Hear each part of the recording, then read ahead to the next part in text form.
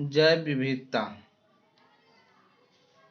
जैव विविधता संरक्षण, बायोडायवर्सिटी कंजर्वेशन। हमें जैव विविधता को संरक्षण करना चाहिए। हमें जैव विविधता को क्यों संरक्षण करना चाहिए? भाई शुड बी केयर, भाई should be conserve biodiversity. Biodiversity जैव विविधता के संरक्षण के 3 प्रमुख कारण हैं। जैव विविधता के संरक्षण के 3 प्रमुख कारण हैं। संकीर्ण रूप से उपयोगी, नैरोली संकीर्ण रूप से उपयोगी, नैरोली यूटिलिटेरियन। संकीर्ण रूप का मतलब हो गया नैरोली, और उपयोगी के कारण हो गया यूटिलिटेरियन। आगे है आपका दूसरा में व्यापक रूप से उपयोग, ब्रॉडली यूटिलिटेरियन।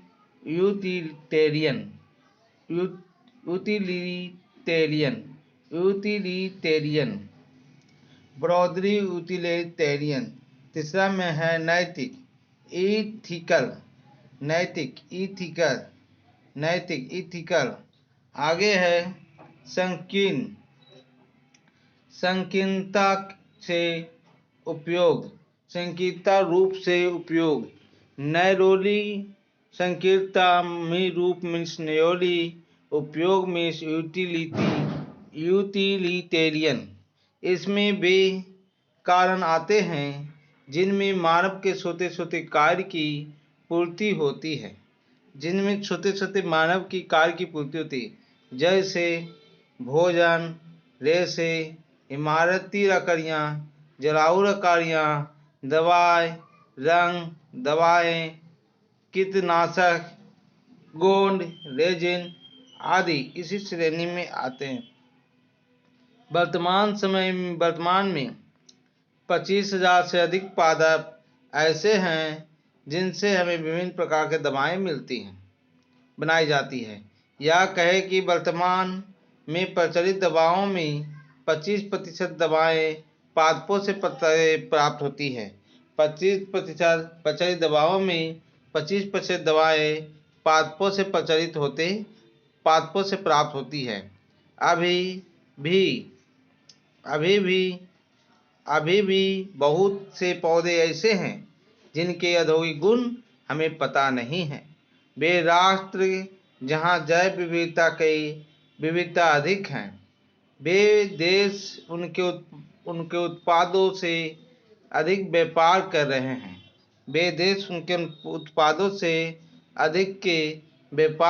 हैं। जितना उत्पन्न नहीं होता उससे ज़्यादा बेच और खरीद रहे हैं। वह व्यापक रूप से उपयोगिता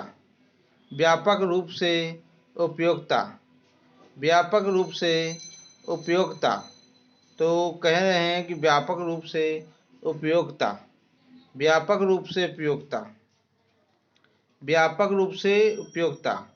तो व्यापक रूप से उपयोगिता, ब्रॉडली यूटिलाइजेशन, इनमें जैव संपदा के वे उपयोग आते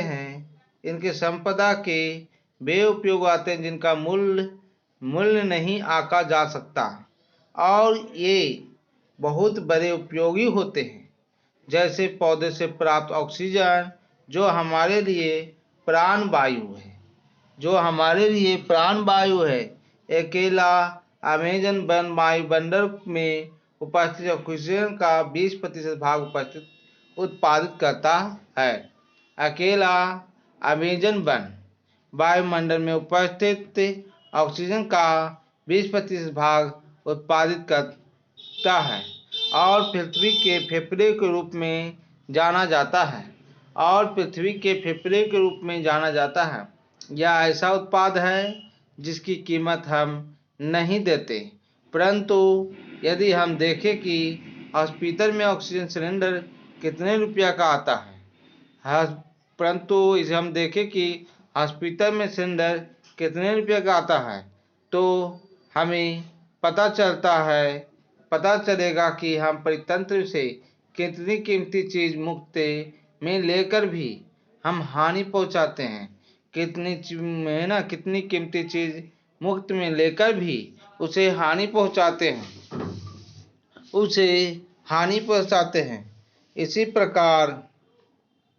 इसी प्रकार हम पादपों की परागण क्रिया को देखें, जो हवा, पानी, कीट, पक्षियों और चमगादड़ों आदि द्वारा की जाती है। यदि ये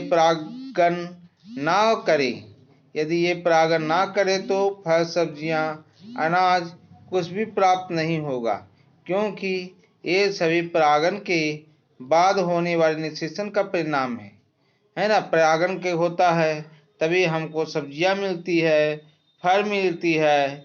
हम इन परागे कार्यों के काज की कीमत नहीं बता सकते हैं, इसकी भी कीमत हम नहीं बता सकते हैं। यही नहीं, हम किसी प्राकृतिक आवास के सौंदर्य को देखकर खुश होते हैं, कोयल और बुलबुल के गीतों के से मंत्र मुग्ध होते हैं, और एक उद्यान में लगे फूलों को देखकर प्रफुल्लित होते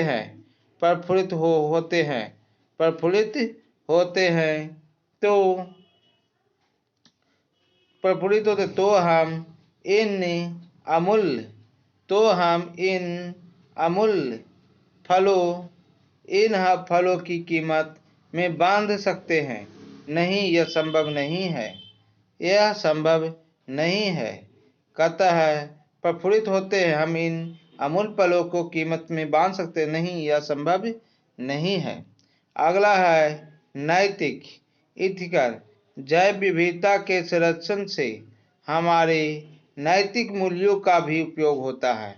जैव विविधता के संरक्षण से हमारे नैतिक मूल्यों का भी उपयोग होता है। मनुष्य यह अच्छी तरह जान चुका है कि उसका अकेले का अस्तित्व संभव नहीं है। मनुष्य जान गया है कि वे अकेला मनुष्य कुछ नहीं कर सकता, उसका भी अस्तित्व नहीं रहेगा अगर पेड़ पौधा नहीं रहे तो। यदि अपना अस्तित्व बनाए रखना है तो उसके चारों ओर पाए जाने वाले पादप, जंतु और सूक्ष्म जीवों को भी साथ रखना होगा, क्योंकि इन सभी का अपना महत्व मूल्य होता है ना। तो अगर आदमी को जीना है तो आदमी के अगर बगल पेड़ है, पौधा है, जीव है, जंतु है, छिपकली है ना, खोता है, खटमल है, सबको रखना होगा, तभी आदमी जिंदा रहेगा। अगर खत्मा खोड़ा कुछ नहीं रहेगा तो आदमी जिंदा नहीं रहेगा। आगे, जैव विविधता को हम कैसे संरक्षित करें? How do we conserve biodiversity? जैव विविधता को महत्व जान लेने के बाद निश्चित हो जाता है यह निश्चित हो जाता है कि हम लोगों को क्या करना है जी, जैव की रक्षा करना है, जैव विविधता की रक्षा करना है। तो यह निश्चित हो जाता है कि इसे सुरक्षित रखना अति आवश्यक है। इसे सुरक्षित करने के मुख्य दो तरीके हैं। पहला तरीका है स्वस्थानीय संरक्षण, इन सितु कंजर्वेशन। ब्रह्म स्थानीय संरक्षण, एक्स सितु कंजर्वेशन।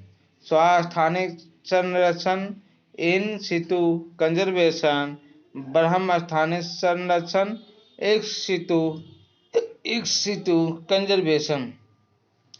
तो पहला आ जाइए स्वास्थ्य, है ना, स्वस्थानीय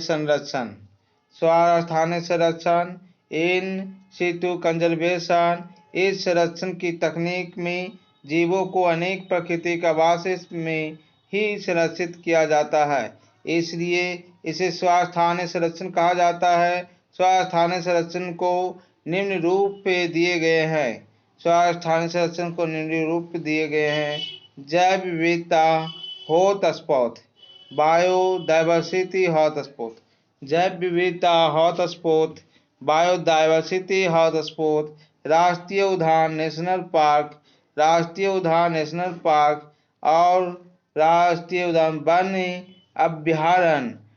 वन अभ्यारण्य, सैंक्चुअरीज, सैंक्चुअरीज, वन जीव अभयारण्य, सैंक्चुअरीज, जीव मंडल आरक्षित क्षेत्र, बायोस्फीयर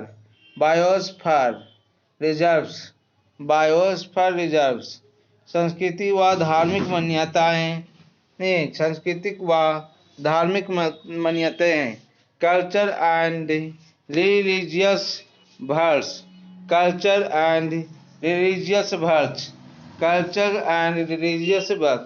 जैव विविधता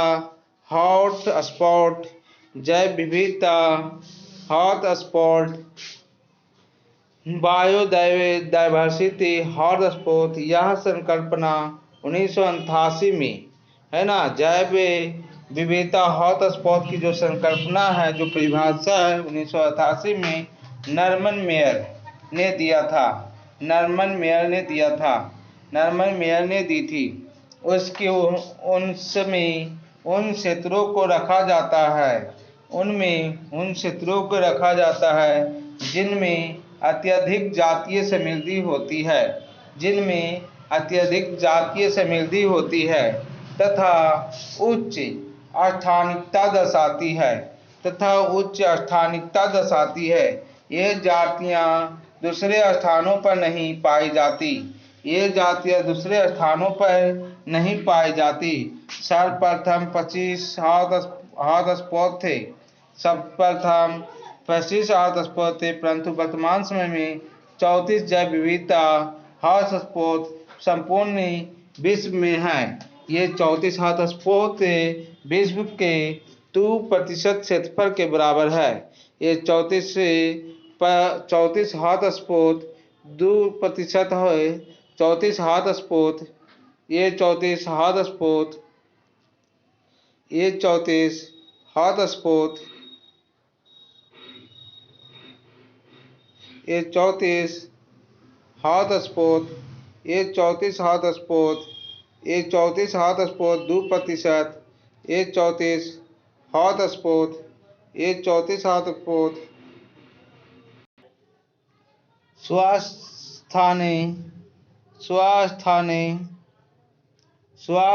संरक्षण, इन सितु कंजर्वेशन, ब्रह्म स्थानीय संरक्षण, एक सितु कंजर्वेशन।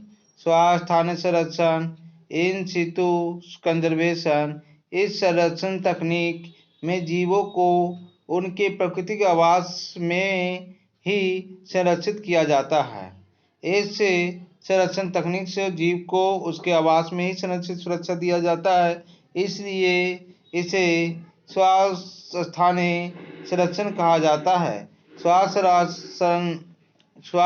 संरक्षण को निम्न रूप से दिए गए हैं। पहला, जैव हॉटस्पॉट विविधता, बायोडायवर्सिटी हॉटस्पॉट, राष्ट्रीय उद्यान नेशनल पार्क, राष्ट्रीय उद्यान नेशनल पार्क, राष्ट्रीय उद्यान नेशनल पार्क, राष्ट्रीय उद्यान नेशनल पार्क, राष्ट्रीय उद्यान नेशनल पार्क, वन जीव अभयारण्य, स्कैंचुअरीज, जीव मंडल आरक्षित क्षेत्र,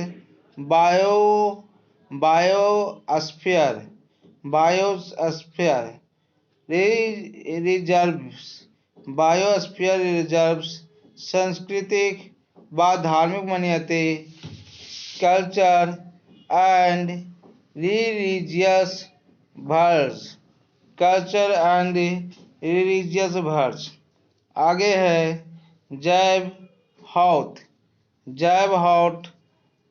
विविधता हॉटस्पॉट, बायोडायवर्सिटी हॉटस्पॉट, जैव विविधता हॉटस्पॉट, बायोडायवर्सिटी हॉटस्पॉट। यह संकल्पना 1988 में नॉर्मन मेयर ने दी थी। यह संकल्पना 1988 में नॉर्मन मेयर ने दिया था। इससे उन क्षेत्रों को रखा जाता था जिसमें अत्यधिक जातीय समृद्धि होती थी तथा उच्च स्थानीय की निकता दर्शाती थी। ये जातियां दूसरे स्थानों पर नहीं पाई जाती थी। सर्वप्रथम 25 हॉटस्पॉट थे, है ना। जैव हॉटस्पॉट या जो परिभाषा है संकल्पना 1988 में नरमेयर ने दिया था, उसने क्षेत्रों को रखा था जिसमें अत्यधिक जातीय समृद्धता होती है, यह उच्च स्थानीयता को दर्शाता था। ये जातियां सिर्फ वही जगह पर मिलेगा, दूसरे स्थान पर नहीं मिलता था। ये सर्वप्रथम 25 हॉटस्पॉट थे, परंतु वर्तमान में 34 जैव विविधता हॉटस्पॉट संपूर्ण विश्व में है। ये 34 हॉटस्पॉट विश्व की में 2% क्षेत्रफल के बराबर है। विश्व की 2% क्षेत्रफल के बराबर है। ये 34 हॉटस्पॉट विश्व की 2% के बराबर है। इन्हें सुरक्षित प्रदान करने से जातियों की विलोपन दर को 30% तक कम किया जा सकता है। अगर हॉटस्पॉट को सुरक्षित किया जाए तो 30% विलुप्त होने से बच जाएगा। भारत में 3 जैव विविधता हॉटस्पॉट है। भारत में भी 3 गो जैव विविधता हॉटस्पॉट है। 3 गो जैव विविधता हॉटस्पॉट है। 3 गो, पहला है पश्चिमी घाट और श्रीलंका। दूसरा है इंडो बर्मा और तीसरा है हिमालय। तीसरा है आपका हिमालय। पहला पश्चिमी घाट और श्रीलंका, बा में इंडो बर्मा और सा में हिमालय। राष्ट्रीय उद्यान नेशनल पार्क। ये राष्ट्रीय उद्यान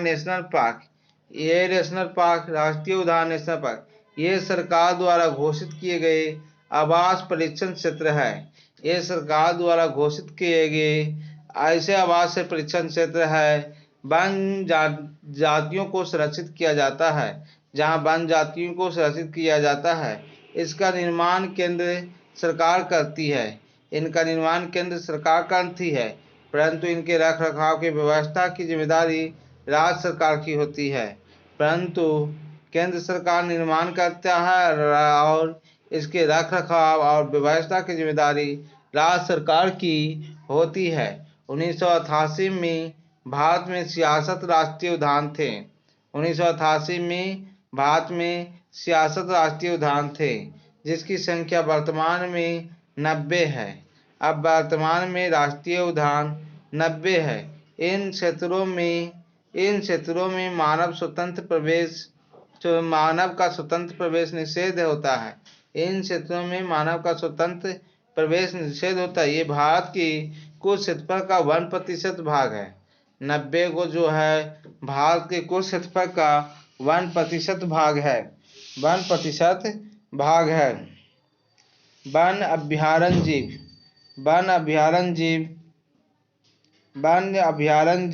जीव अभयारण्य वाइल्ड लाइफ सैंक्चुअरीज ये सामूहिक के आरक्षित क्षेत्र है, जहां पादप व जंतुओं, स्थानीय जनजातियों एवं अभिगमन करके आई जातियों को अनुकूल परिस्थितियां प्रदान की जाती है। ये शिकार रहित क्षेत्र होते हैं, जिन्हें राज्य सरकारों द्वारा घोषित और व्यवस्थित किया जाता है, जैसे भारत तेंदुआ का पक्षी अभयारण्य, साइबेरियन क्रेन के लिए अमेरिका के उच्च पर्वत पर रक्षण, अल्पाइन पौधों के संरक्षण के लिए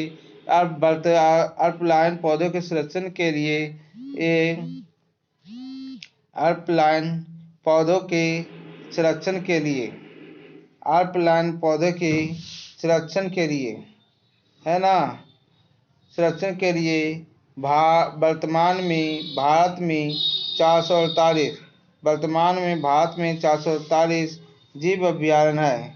जैव मंडल प्रारक्षण बायोस्फीयर रिजर्व ये बहुउद्देशीय प्रतिबंधित सुरक्षित क्षेत्र है जो जैव विविधता आनुवांशिक विविधता को सुरक्षित करते हैं। इनमें जंतु व पादपों के साथ साथ मूल आदिवासी लोग को भी इस क्षेत्र में रहने की अनुमति होती है। इस क्षेत्र में रहने की अनुमति होती है। जैव मंडल परिरक्षण बायोस्फीयर रिजर्व ये बहुउद्देशीय प्रतिबंधित सुरक्षित क्षेत्र है जो जैव विविधता आनुवांशिक विविधता को सुरक्षित करते हैं। इनमें जंतु व पादप के साथ साथ मूल आदिवासी लोग को भी इस क्षेत्र में रहने की अनुमति होती है ना। मूल लोग भी रह सकता है, आदिवासी लोग भी रह सकता है इस क्षेत्र में। वर्तमान में विश्व में 95 देशों में लगभग 411 जैव मंडल क्षेत्र है। वर्तमान में मतलब इस समय विश्व के 95 देशों में लगभग 411 जैव मंडल क्षेत्र है। भारत में 1979 में 14 क्षेत्रों को इसके लिए चुना गया, परंतु वर्तमान में 15 जैव मंडल क्षेत्र स्थापित हो चुके हैं। 1979 में 14 क्षेत्रों को चुना गया था, परंतु वर्तमान में 15 जैव मंडल स्थापित हो चुके हैं। प्रत्येक जैव मंडल क्षेत्र बायोस्फीयर में 3 अनुक्षेत्र भाग होते हैं। 3 अनुक्षेत्र भाग होते हैं। 3 अनुक्षेत्र भाग होते हैं। 3 अनुक्षेत्र भाग होते हैं। अब देखिए, ये दिखा रहा है पृथ्वी की संरचना है। अंडर कोर है, कोर जोन। अंडर क्या है? Core zone. फिर आपका बफर जोन है, अनुक्षेत्र कहते हैं। और फिर एक आपका मैनिपुलेशन जोन है। भागों में बांटा गया है, कोर जोन, बफर जोन और manipulation zone. Core zone, buffer zone और manipulation zone. Core zone, buffer zone और manipulation zone. Core zone, buffer zone और मैनिपुलेशन जोन। ठीक है, आगे core zone, buffer zone, manipulation zone. जीव मंडल के अनुक्षेत्र। कोर जोन अनुक्षेत्र को 3 भागों में बांटा गया है, कोर जोन, बफर जोन और मैनिपुलेशन जोन। देखिए लेते कोर अनुक्षेत्र। कोर जोन, इस क्षेत्र में किसी भी प्रकार की मानवीय क्रिया या हस्तक्षेप की अनुमति प्रदान नहीं की जाती है। कोर अनुक्षेत्र में इस क्षेत्र में किसी प्रकार की मानवीय क्रिया, इसमें मानव की कोई क्रिया नहीं होनी चाहिए, है ना। इस क्षेत्र में किसी भी प्रकार की मानवीय क्रिया का हस्तक्षेप अनुमानित प्रदान नहीं है। बफर अनुक्षेत्र, इसमें मानव क्रियाओं की सीमित अनुमति है। एक बफर हो गया और दूसरा हो गया मैनिपुलेशन जोन। इसमें कुशल योजना। कोर जोन को कोर अनुक्षेत्र कहा गया, बफर जोन को बफर अनुक्षेत्र कहा गया। कोर जोन को कोर अनुक्षेत्र कहा गया और बफर जोन को बफर जोन कहा गया। कुशल योजना अनुक्षेत्र, इसमें मैनिपुलेशन जोन। कुशल योजना क्षेत्र को मैनिपुलेशन जोन कहते हैं। मैनिपुलेशन जोन कहते हैं। तो कुशल योजना अनुक्षेत्र को मैनिपुलेशन जोन कहते हैं। इसमें मानव के लाभकारी उत्पाद को प्राप्त करने की पूर्ण अनुमति होती है। इसमें मानव को लाभकारी उत्पाद को प्राप्त करने की पूर्ण अनुमति होती है, परंतु पारिस्थितिकी तंत्र की क्षति की अनुमति नहीं होती है ना। लाभकारी चीज को प्राप्त कर सकते हैं, पूर्ण अनुमति है, लेकिन पारिस्थितिकी तंत्र की क्षति की अनुमानित नहीं होती है। मतलब कि नुकसान बिना पहुंचाए आप जो लाभ लेना चाहते हो ले सकते हो। इसी को कहा गया कुशल योजना अनुक्षेत्र, मैनिपुलेशन जोन।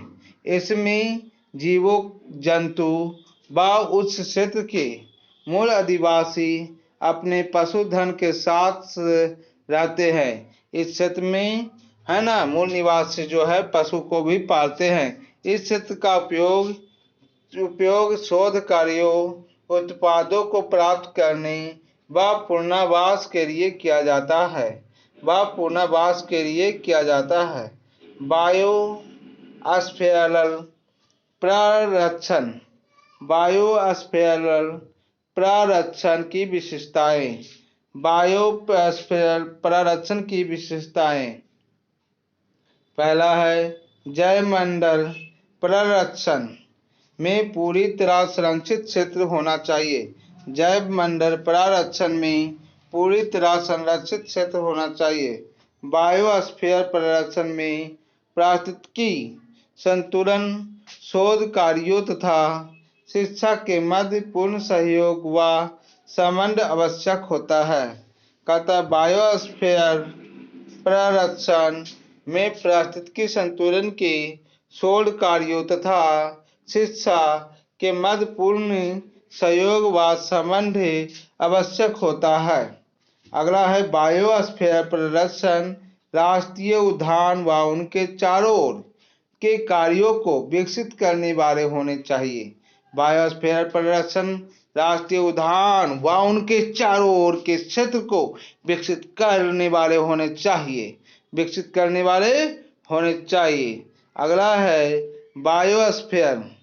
बायोस्फीयर में होने वाले शोध कार्यों, परिणामों व अन्य बायोस्फीयर व अन्य देशों के बायोस्फीयर से आदान प्रदान होना चाहिए। इस जिनसे इनके प्रबंधक व इन्हें विकसित करने में सहयोग प्राप्त हो सके और जीवों की मॉनिटरिंग हो सके। बायोस्फीयर में होने वाले शोध कार्यों के परिणामों का अन्य बायोस्फीयर व अन्य देशों के बायोस्फीयर में आदान प्रदान होना चाहिए, जिससे कि इसके प्रबंधन व इनके विकसित करने के में सहयोग प्राप्त हो सके और जीवों की मॉनिटरिंग हो सके। बायोस्फीयर परिरक्षण के उद्देश्य। पहला है आपका संरचनात्मक कंजर्वेशन।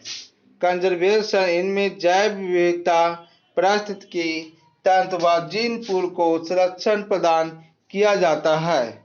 संरचनात्मक कंजर्वेशन इसमें जैव विविधता, पारिस्थितिकी तंत्र व जीन पूल को संरक्षण प्रदान किया जाता है।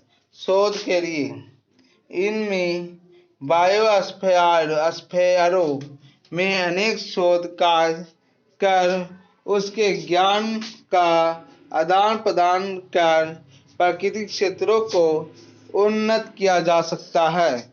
शोध के लिए इसमें बायोस्फेयरों में अनेक शोध कार्य कर उसके जीव ज्ञान का आदान प्रदान कर प्राकृतिक क्षेत्रों को उन्नत किया जाता है।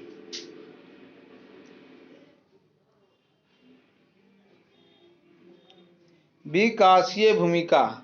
इसमें प्राकृतिक क्षेत्र, वन आबादी, वन संसाधन आदि का विकास किया जाता है ना।